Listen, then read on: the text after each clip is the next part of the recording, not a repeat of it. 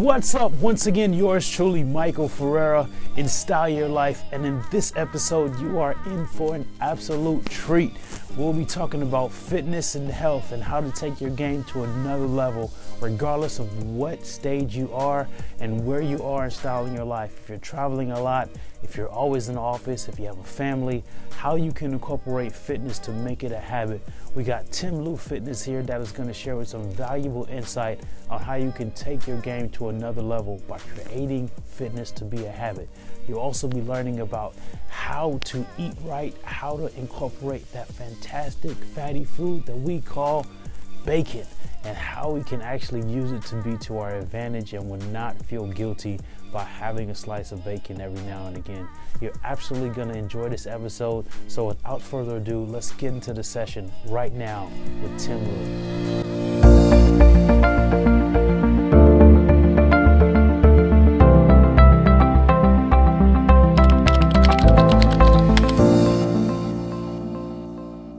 Welcome once again to another edition of Style Your Life with yours truly, Michael Ferrera. And today we are in for an absolute treat. I got Tim Lou, who is a fitness expert. He's going to share us some ideas on how he styles his life and how he stays fit and how he continues to go to another level. And in this episode, we'll definitely show you ways on how you can be working out without any gym equipment, how you can be eating right, and how you can just always be on top of your game regardless of what level you are in life. So without further ado, we're going to get into it with Tim Lou. Tim, pleasure to see you, man. Yeah, likewise. Thanks for being here and thanks for coming on the show. We've had the privilege of knowing each other for a number of years, man. It's almost been 5 years already, and we had the opportunity to meet, not even in California, but when we met, there was so much energy and so much karate and great personality that you had. Yeah. And we connected when you're here in LA. So I truly thank you for being on the show and being able to share some insight on fitness and health today, man. Absolutely. Thanks for having me on, man. Oh, it's my absolute pleasure. So without further ado, I really want to learn a little bit about you. Tell me a little bit more. If you're born and raised here, and some people can already see, those that are watching and seeing it in the video format, man, you're clearly fit. We get that, you know. Oh, thanks, man. Too nice. And tell me, like, have you always been this way? Did you grow into it? And first, start us off with like background. Where you're originally from, how you grew up, and then what got you into this arena of fitness. Okay, so I wasn't born here. Okay. I was born in Hong Kong. Okay. And my parents and I, our whole family, we immigrated here when I was 6. And we grew up basically in LA pretty much our whole lives. So at this point, I think I'm an Angelino now. That's right. I actually didn't get into fitness originally. I grew up as a kid. I was overweight. And the reason why I got into fitness originally was because my mom got sick. She had stomach cancer. And at that time, as a kid, I thought, okay, there might be a link between what we ate and how our health was. And then I continued gaining weight throughout high school. And I was probably at my heaviest around junior, senior year. And I was trying to figure out what I wanted to do in college. So I was like thinking, okay, I want to help myself. I want to get in shape. I wanted to improve my health. So I decided to study nutrition, and that's what got me into health and fitness. So in my undergrad, I studied nutrition. I lost all the weight, and there was a fitness internship that opened up. So I applied, I passed, I got certified as a trainer, and at the time, the career path for dietitians, nutritionists was more clinical hospital settings, and I wanted to work with relatively healthy people so I can make a change and not see those people there where I worked. And since then I've been working as a coach since I graduated. It's been my main gig for a couple of years, and I'm digging it. Awesome, man. Yeah. I get you're clearly working out, and with that in mind, when you made this kind of shift, when you were going into this arena, have you seen some changes in the fitness and nutrition space since you started to where we are now? Yeah, there's always trends and fads that come and go in fitness. When I was coming up, it was super low carb. Then it was paleo. Then it was, keto. Yeah. This was like early 2010, 2011. Yeah. And then If It Fits Your Macros came out in like 2013, 2014. Now, things come in cycles, whether it's fashion, whatever. That's and right. fitness and nutrition is no different. Okay. So now you've got intermittent fasting, which, is a good, I like it. It's a good strategy. Keto's really popular. Vegan's really popular. Carnivore diet is popular now. So things come and go and they get repackaged as different names, or they're just popular again for some reason. Yeah. So talking about, trends and fads, that's a great topic that I wanted to address. We hear so many of them, Yeah. So how do we, as as men, as professionals, as people that always want to be on top of our game, how do we navigate through that? How do we determine, like, this is just the, Miami Beach diet, fad or trend, and then not get stuck into it? Like, what should we do with these fads and trends that become popular for times and seasons? So, for you to be successful in any diet, you have to make it so that diet fits your lifestyle, not the other way around. Any diet works only if you can stick with it long term, and it fits your lifestyle that you could do consistently. Because if you're, killing yourself, sacrificing a lot, and it's, taking more away from you, then chances are you're not going to stick with it and you're not going to succeed. That's why I like intermittent fasting for a lot of my clients, because they're busy guys. They're working long hours. They don't have time to eat. They don't want to think about it, and it gives them a little more flexibility in their life. But for other people, a different approach is better. They need to eat 3 square meals because their blood sugar gets low. They need that mental energy, so they need a little more food, or they're more active. So there's not a one-size-fits-all plan for everyone. When you're looking at trends and fads for diets, you have to look, okay, how does this fit into my life? And that's the most important thing. Got it. So it's not necessarily chasing or going after every new trend. It's just finding what's right for the individual, rather than this is popular, no carb, low carb, or keto, or whatever it may be. Yeah. It's just understanding what fits for the personality. That makes sense. And I coach people a lot in fashion related, that trends come and go, just like you said, but it's understanding what works for you, with your body type, and so forth. And then you touched on something that mentioned related to diets. That's another thing, like coming on to diets. How do we understand, like, what's the right fit for us as an individual, like what we should be doing or not doing? Is it talking with someone like yourself, or is it a medical doctor? What should we be doing to understand what's right for our actual body?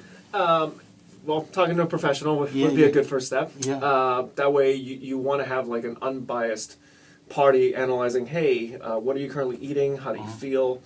Especially if you're not in tune with your body. If you are more in tune with your body, then you probably know, hey, carbs make me tired, or hey, I feel kind of bloated when eating high fat. So that's how you can do a little self-reflection on your own. But asking a professional definitely helps. And as you talk about professionals, a lot of people that listen and that watch, they're working professionals, either seasoned for a number of years or getting into the working professional. Like, how do we incorporate fitness? Can you share with us some tips on how to, is it early morning? And tell us the difference between midday, early morning workouts or evening workouts, if there's one better than the other, or if it does not matter. So how do we incorporate that into our busy lives, and which one is better than the other, and why or why not? Share us more with that. Absolutely. I'm a little bit biased. I like to work out early in the morning. Okay. And some of my clients as well, because once you're up, you just get it done. You have the whole day to yourself. I think that the longer the day goes, the more daunting it feels for you to go to the gym. Gyms tend to be busier at night. If you ever gone to a gym on a Monday night at 5 or 6 o'clock, it's slammed. There's so many people there. You're fighting guys and girls for equipment. It makes, when you're trying to incorporate a healthy lifestyle, you want to make it as easy as possible. For some people, waking up earlier might be hard, but once you show up, you get it done, you're set for the day. So I prefer early morning workouts. Early morning. And is it to say that it's better, or it's no better or worse? It's just what's the right time and fit, meaning afternoon, like midday. Sometimes people work out like right now. Middle of the day, high sun, or at 6, because that's the only time. Is there anything better or worse? Or I think midday, you've given your body a couple hours to wake up, adjust. You probably have more strength and endurance in the midday. I think there was some research saying how athletes perform better during that 2 o'clock based on our circadian rhythm. If you want to get real specific about it, I feel stronger in the early afternoons compared to early in the morning. Yeah. Oh wow, that's interesting. So it's really that I didn't even know about that midday thing. Maybe I might work out in the middle. I'm more of an early morning workout person myself, but maybe that midday make me feel a little bit stronger or bigger. I don't know. We might try it. And you mentioned something as well as equipment, and that takes us into a segment that I definitely wanted to touch on. You know, those of us like myself that travel a lot. And, you know, we're running multiple businesses. We're on the move all the time. We may not always be able to get to a physical gym. You know, can you share with us some tips and ideas on ways that we can, and I heard you talk about this before on like working out in a hotel, or what can we do if there's no equipment and there's no gym? How can we maximize, you know, strength and have a legitimate workout when there's no equipment? Can it be done? Absolutely. I have clients who travel a lot for work. They're jumping from hotel to hotel, and the hotel gyms usually aren't the best. Right. There's probably maybe a treadmill, an elliptical, and some light dumbbells. Yeah. So I recommend that they, bring some bands. Using your body when you're traveling. Yeah. Okay. Like some light resistance bands. You can throw it in your luggage. It doesn't take much space at all, and you can get real creative. You can challenge yourself using your body. You can make a push-up feel like you're bench pressing a ton of weight. You could do a lot of conditioning workouts in your hotel room. You could do lunges, squats, push-ups, jumps. Planks, burpees, things like that. And this all with the resistance band, or this is not require a resistance band? Not requiring a resistance band. Okay. So with the resistance bands, you can do like pulls, you can do reverse flies, chest presses, shoulder presses, anything to add resistance to what you're currently doing. Yeah. And as you talk about that, a lot of these things you mentioned like lead me into the next thing, and going into the nutrition, nutrition of the body. And I truly believe in styling your life. It's not always what we have on the outside or what's outward being shown, but what is inside of us that's what can come out. So if we put bad inside of us, then only bad can come out. But if we put good inside of us, then good can come out, and that's mentally, that's physically, that's emotionally. The list goes on. But the nutrition on eating after two things. One, on the power bars or protein shakes, when should we be taking it? I hear a lot of mixed reviews. Like, is there a right or wrong? Like, when should we take the shake after our workout? And then what is the things that we should be incorporating to complement that shake throughout that day? Okay, so in order for you to lose body fat, build muscle, you got to be eating enough protein. Okay. Most of us undereat protein, and it's affects the rate that we're accomplishing our goals. Yeah. So I'm a big fan of protein shakes, especially if you don't get enough protein in your diet. Drinking one after your workout is fine. You can drink one anytime, really. If you're dieting and you feel hungry, having a protein shake can help you feel full longer and to maintain your metabolism. So I think having protein throughout the day is going to help you with that. In terms of, you talked about the shake when you said that. Is there a specific time period, or it doesn't matter? Like, I've heard 30 minutes after, 15 minutes after. Are those rules, or those don't? Just to keep it simple, drink it after your workout. Okay. You might feel hungry afterwards. Yeah. So it's a good way to hold you over until your next meal. Yeah. Timing. There's a lot of research saying the total calories for the day is more important. The feeding window is actually bigger than we think. So it's not within 30 minutes. Okay. Yeah. Okay.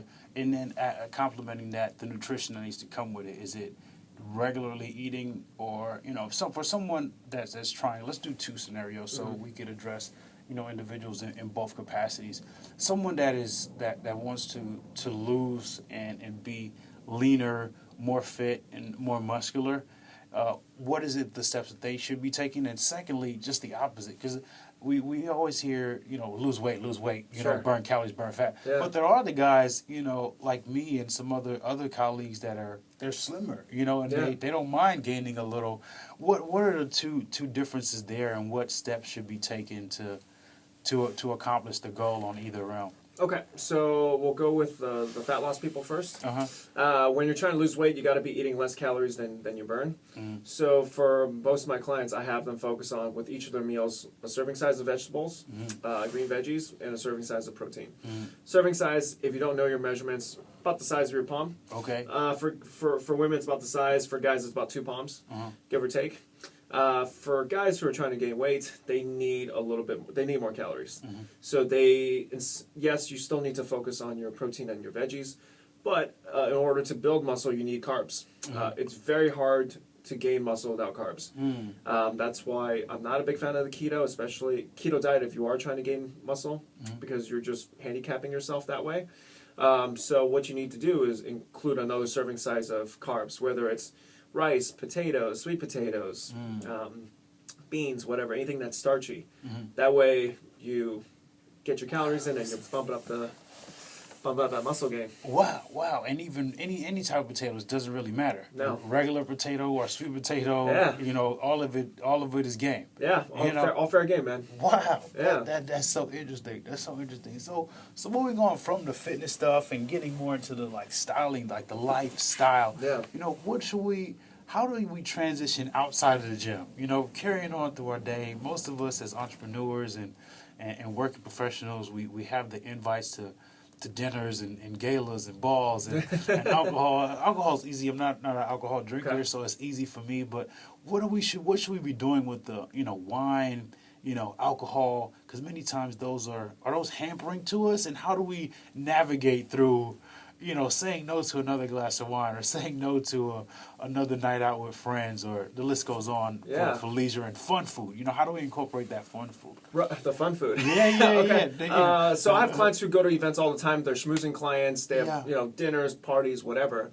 Now I like alcohol, but it's definitely going to mess with your fitness goals, especially if you're trying to lose fat. Okay. Not just because there's extra calories, but because when you had a drink or two, it makes you make less healthy food decisions.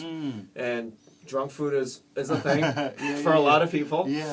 So you need to prepare ahead of time. Okay. You need to go into the event with the game plan. You look at the menu ahead of time, find healthiest items on the menu. When in doubt, look for protein and vegetables. Wow. Set a drink limit. That's the biggest thing. So that works. The drink limit is helpful. Yeah, setting a drink limit and sticking with it. And when you do drink, you want to pick the lower calorie items. And what is that for men? Men what are the lower calorie items that can be most valuable and enjoyable at the same time? Yeah. Okay. You got vodka sodas, tequila. Okay. Whiskey on the rocks. Okay. Stay away from mixed drinks and more clear spirits and maybe a glass of wine. Got it. Yeah. So those would be the lower calorie alcohol options. I'm assuming it's because of the sugar intake that comes with the mixers and the other stuff. Yeah, exactly. Yeah. You throw in a bunch of extra ingredients, you're gonna have extra calories in there. Yeah. Yeah. Is there a way to almost like James Bond this thing where you have a needle that you stick in your hand and you're back to life?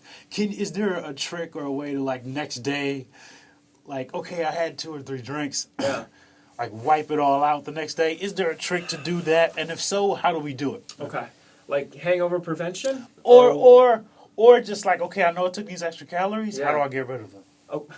Okay, going back to planning ahead, what you can do is on the day leading up to it, you eat less during the day, so you have a little more wiggle room with your calories. That's day of, is that right? Yeah, day of, yeah.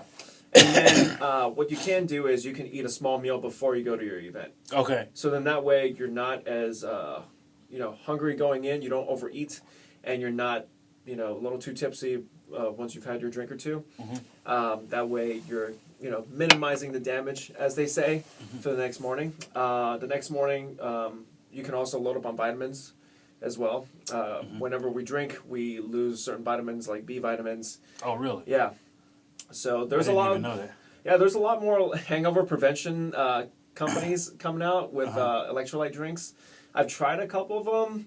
They're okay. I didn't feel too bad the next morning, so they might have worked. And so is in those preventions is that you take it before? Yeah, you drink it in between each drink. So hydration is key. Oh, in between each drinks. So if you're drinking, you have this I guess, pill or shot or something Yeah. that you have in between, and you order your next drink. Yeah, exactly. And you keep it going. I mean, Is it that you do it forever until you want to stop drinking, or do you keep doing it? well, you shouldn't be drinking that much to begin with, especially if you're trying to, live a healthier lifestyle. Yeah. So, like, having, I think one of them, a protocol was like you drink it before you drink, or you have it in between drinks. Okay. Yeah. Okay. To Wow. keep that hydration. That's pretty interesting and kind of creative at the same time. Yeah. Because it, I don't know. That's a whole nother discussion. Because I feel like it forces you to continue to buy the product if you continue to drink, and the list goes on. I get it. I get it, man. It's kind of tricky.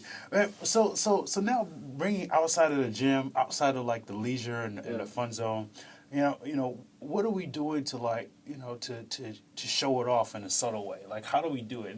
And this is in styling your life. Is it, a lot of times I hear it comes down to confidence, and we talk a lot about that on the show, but how can we subtly show off, our guns and, show off our muscle? We don't really want to, walk around in a spaghetti or a tank t-shirt. I'm just going to the mall or the grocery store just so I can show off my guns. But, what are like some subtle ways? For example, in custom clothing, when we make custom clothes, it's a nice way to do a small insignia or a monogram someplace that everybody can know. It's not very bold or flamboyant, but it's noticeable. It's a subtle way.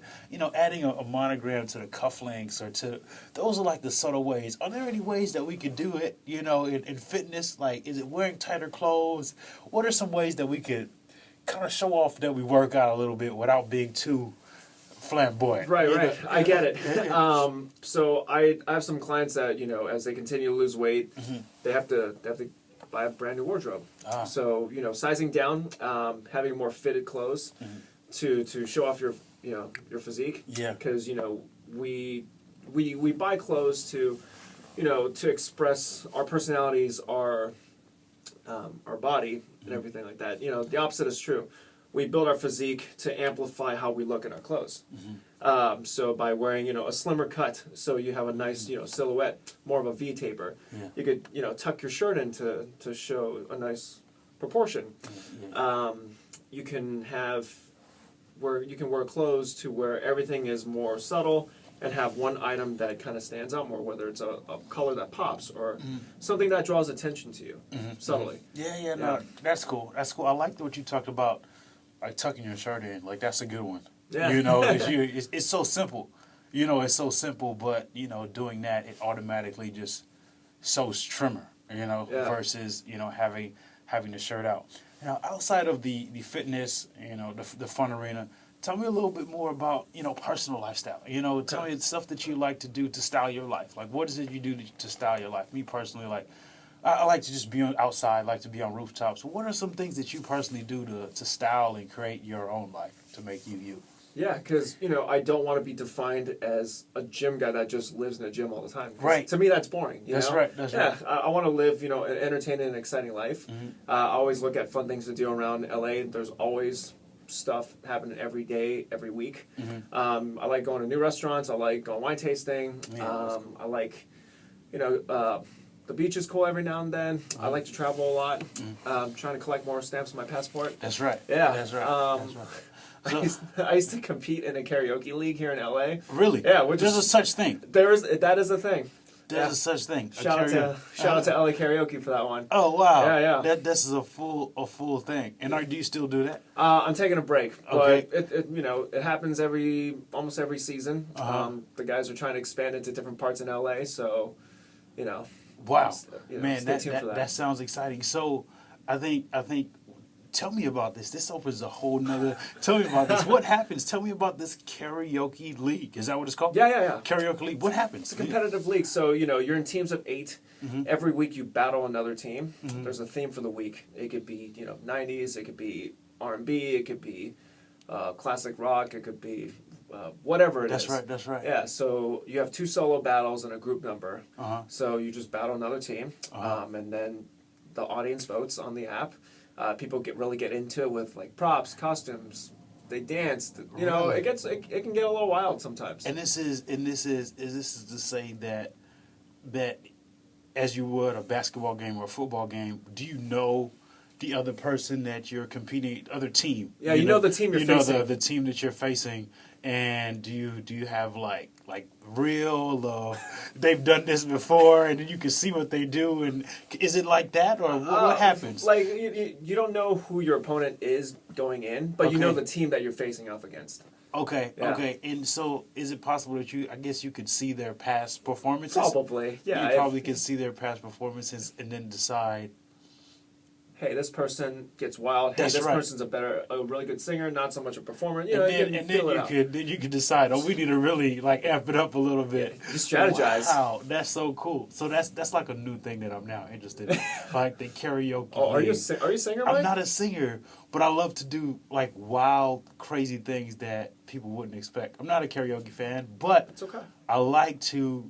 So there's this like nationwide, I guess what would it call, like phenomenon that's called trap karaoke, and it's all like hip hop. Oh, shoot. You know, old school, like new school, like trap songs that don't really have the karaoke. You know, like Cardi B. You know, like that's the karaoke.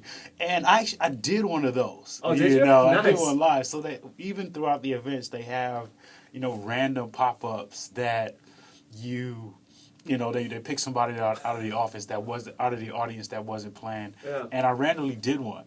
So I like doing things like this because it puts me in an uncomfortable space. And it's weird. I just intentionally like to put myself in spaces that are uncomfortable so I can challenge myself to be comfortable. That's cool, man. So now your thing that you're talking about, the karaoke league, this is a real thing. It is legit. I'm now interested in checking it out to see if that's another space that could make me feel uncomfortable, that could allow me to grow and go to a higher level. Right on, man. And Absolutely.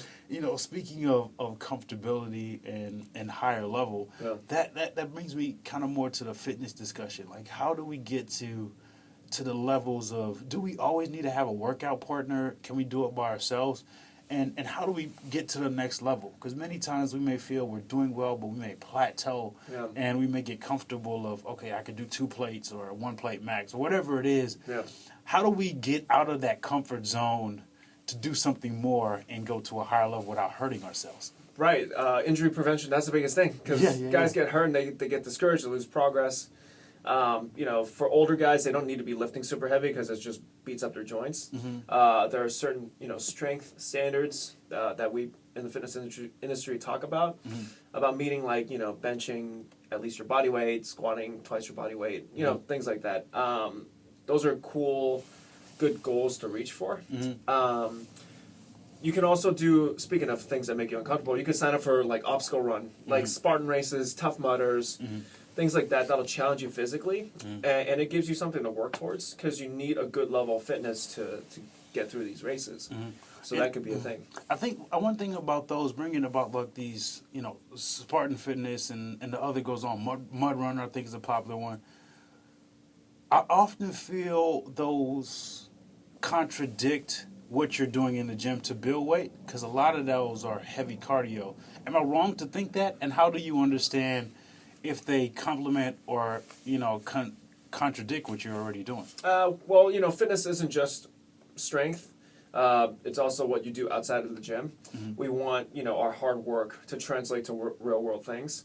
And everyone, should have some base level of cardio fitness in them, whether it's, running a mile without dying. Yeah. So it's a good way. They have different distances that you can do for these obstacle runs. If you're not like a long distance kind of guy, you can go for the sprint and just crush it for a 5K and just hit all the obstacles that way. Yeah. Okay, so they're not wrong.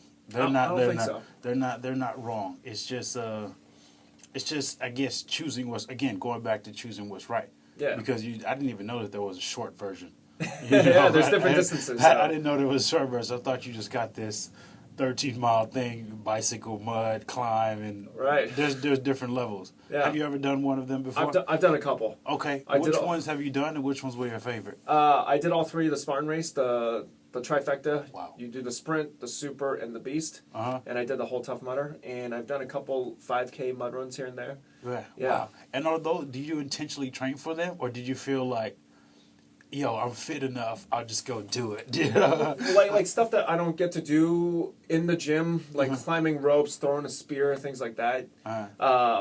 With the thing with Spartan races, if you mess up an obstacle, you have to do 30 burpees. Okay. And I don't want to do 30 burpees. Oh, really? Yeah. I thought you were going to say I'd rather just mess up and do the 30 burpees. No way, man. I'd rather chuck a spear than do 30 burpees. Okay. And climb a rope. Like, I feel like I need to know how to climb a rope. You never know when that skill might come in handy. So yeah, that's cool. Yeah. Yeah. So I did train for it. I'm not a big runner, so I force myself to run. Going back, force yourself to be uncomfortable doing the stuff that you don't like. Yeah. So you can grow and get out of your comfort zone. Yeah. So I thought you were just going to go with the burpees. I recently just started incorporating burpees into my regular workout, and it's tougher than I thought. And the biggest thing that I've incorporated is I always try to go above and beyond. Weird me, but that's just me, But it's the burpee with the squat and then jump, burpee, squat, jump, and doing like in this new workout that I'm doing, it's a burpee, squat, jump all in one and doing back to back for 30. And I'm like, man, I can't do it yet. It's humbling, man. It's humbling. I can't do it yet for full, just straight 30. I take a break, you know. So it's just about doing. You'd rather just do the spear and do the spear. I'd rather chuck a spear than doing 30 burpees. Okay, yeah. Well, there it is. I guess I got the wrong idea about it, man, and going about it. So you mentioned something about the training that'll go outside of work. So you're running your own business. You're clearly fit. You're eating well. Obviously, you're working out. You got all these things. How do we do it? Is it drawing it out, mapping out every day? What are you doing to style and create all of these things that you're doing? You're traveling. I see you on the Instagram and Facebook, and we met in Atlanta, and now you're in LA, and you got personal clients. You're working on, I believe, some online stuff now as well, right? Yeah. So tell me about that and how are you doing all these things? When you run your own business, you got to wear a lot of hats. You're creating content, you're writing, you're taking care of your clients. You don't have much time for yourself. That's right. So you got to plan ahead of time. Okay. I meal prep on Sundays. I allow myself a little wiggle room to go out and things like that. So I'll plan out my meals so I know what I'm eating and I don't even have to think about it. Wow. The idea here is to make your lifestyle as easy as possible. As entrepreneurs and as busy guys, there's only so much mental energy you have for things in your day-to-day. And, we have to make it as manageable as possible. So you have to plan ahead. Yeah. And as for my online coaching clients go, I write their training programs for them. I go over their diet. We do weekly accountability coaching calls. So, it's a lot to deal with. And that's what it comes down to, planning ahead. It's just doing it. It's just planning ahead. In regards to, you mentioned the meal prep. Yeah. What does that look like? And I've heard of it. I've tried it before. I'm not very good at it. Okay. My wife helps me a lot Good. with it in prepping and getting stuff done for the week. But how do we go about doing that? What is an effective meal prep plan? Is it all the meal is already made, and then Monday you eat this, Tuesday you eat this, and it's all in the fridge? Because I think, and this is where you correct me if I'm wrong, like if I get to Friday and I made something on Sunday, like to me that's old. Yeah, I get it. That's old food. Yeah. And I'm already not one to enjoy leftovers, but if I'm eating something on Friday or Thursday that was made on Sunday, that's old food to me. So how do we do this effectively? Yeah, I get it. I don't want to eat soggy, dry chicken that I made on Sunday on Friday. Yeah. Okay. There are two things you can do. One, what I do is I'll just make enough food to last me until Wednesday. Okay. So that way I'm not sick of eating whatever on Thursday and Friday. And then I'll give myself a little bit of time to cook a different dish and make it in bulk so I can last through Thursday through Friday. And that cooking happens? Probably, Thursday morning or like the night of. Like if I make dinner, I'll make more of it so then I could just bring it with me. Okay. Yeah. And most of the time I'm assuming that not assuming, but are you carrying your lunch? Yeah. Rarely. Very rarely do you eat out and I'm hungry, I go to a sandwich shop. Is it not? I dine out a couple times a week, but Okay. I'm mindful of what I eat. Like if there's like a salad bar, I'll just pick healthy items and just make a healthy salad. Yeah. Yeah. I got it. I yeah. got it. So it's not. See, for me, that's all I always think. I'm like, man, meal prep, and then I also see a lot of times just a bunch of turkey meat, and Right. that could get. I think, and for me, that could get really boring, No doubt. really fast. No doubt. If you're just eating that, and that's it, and then how do we incorporate like the stuff that we like and the stuff that we should eat? We all should eat salad. We all should Sure. eat lean meat with no fat. But sometimes you just want a burger. Right, I'm with you, man. Yeah. So I try to rotate my foods every week. So if I ate, ground turkey last week, this week I'm gonna eat some chicken thighs. Okay. I also like to save time with prepping veggies, so I'll buy pre-cut washed veggies because I don't have time to chop up things individually. I get it. I also rotate my seasonings just to keep it fresh. One day I'll do salt and pepper and then like red chili powder, and then another time I'll go for this meat rub Got for barbecue. Got it. So that's one way you can keep it fresh, so you don't get sick of eating the same thing over and over by rotating your different proteins. And if you want to eat a fattier cut like a ribeye or something, then go ahead, just eat less in your other meals, so it's more balanced that way, calorie wise. Yeah. So here's the big kind of, I guess, last question on the nutrition food side. Yeah. Bacon. Yeah. Okay. Like we love bacon, and like, do you want bacon and avocado in your burger? Yes. Do you want bacon and the answer is yes. You know. So is that like completely bad for us? How do we, was there a right portion of bacon that we should, be incorporating or not using? How do we use bacon into, in our lives and into your life? Yeah. Your life. That is a personal question. Exactly, right? Because we hear it. Is bacon completely wrong and bad, or how should we do it? I don't think it's bad. It's just it's super fatty. Super fatty. Okay. I like bacon too. Yeah. Real crispy. Yeah. As long as you drain the fat, and you don't eat it too often during the week, maybe 1 or 2 strips instead of 4 to 5. Okay. Yeah. So that way you're able to eat what you enjoy and keep it in your lifestyle. You don't have to cut it out completely. Got it. So eating bacon every day is bad, but once a week is... I don't eat bacon every week. Okay. Every day. I actually don't eat it every week now, but, every day eating bacon is probably bad. But once a week, bacon is not going to ruin your life. I don't think so. Yeah.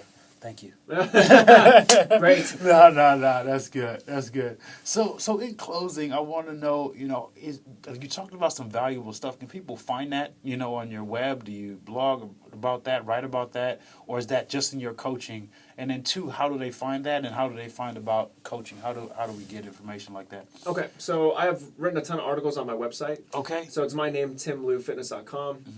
You can find me on all the socials, Facebook, Instagram, timlufitness.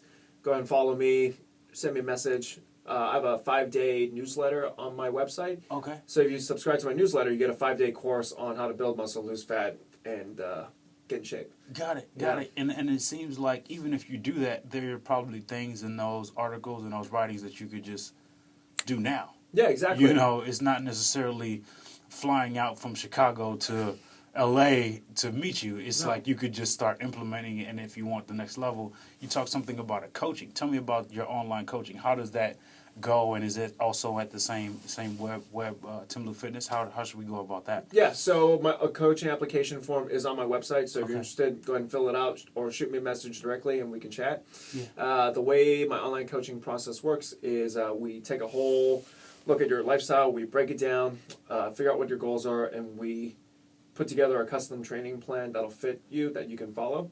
I don't want to give you a generic plan and say, hey, here you go, because that's not coaching.